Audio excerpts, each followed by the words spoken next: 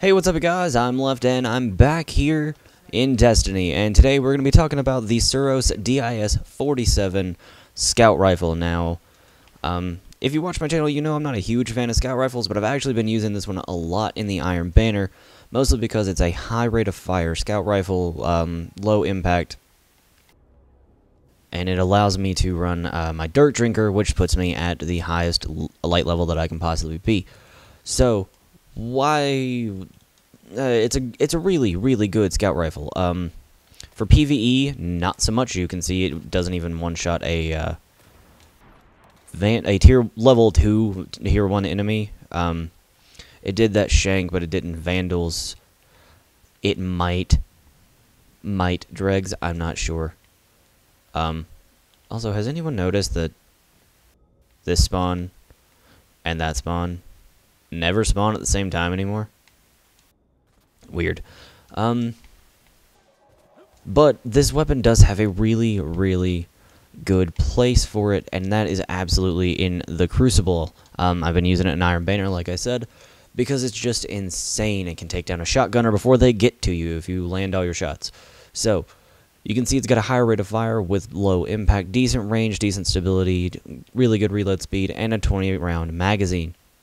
Now we've got the SLO-12 scope. It's a projection sight. It improves your weapon's handling. You can see that these sights don't really matter.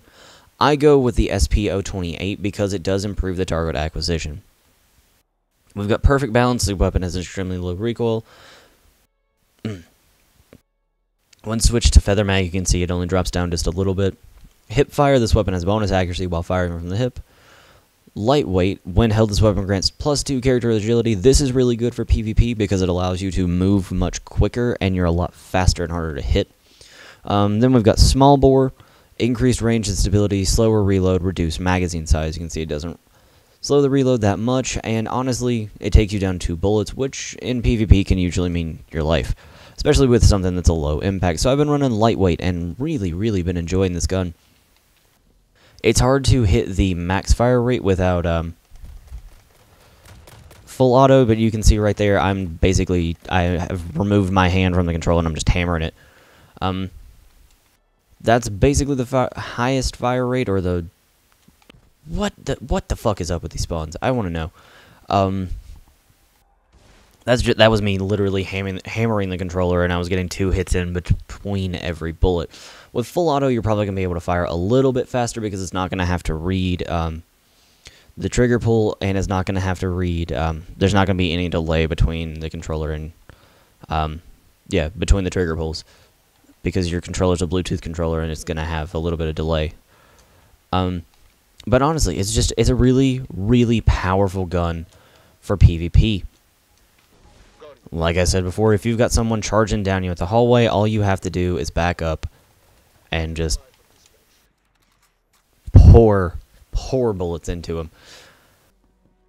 And I have gotten several kills like that because shotgunners, although I was one, and I will admit this, as a reformed shotgunner, do not understand that running head first into a person with a gun that has more range than yours is a bad idea. I'm guilty of it. I've done it.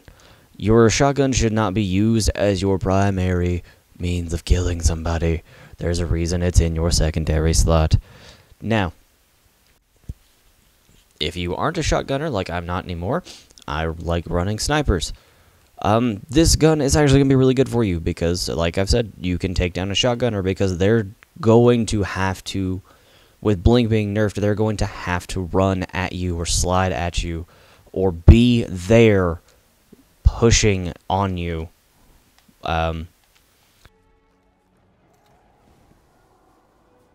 As hard as they can to try and close that gap. But with a high rate of fire scout rifle, you're actually going to be able to kill them before they can close the gap, and then you can go on to reload your... I'm the worst shot ever right now. You can reload your gun and go ahead and get another kill. I've done this several times, and I've really enjoyed it. I've enjoyed using this weapon. Target acquisition on weapons is kind of a bummer, though. especially if it's improved, because if you are trying to scope down and get someone in the head that's not paying attention, if someone runs by them, your gun will prioritize the moving target first and actually make you hit them.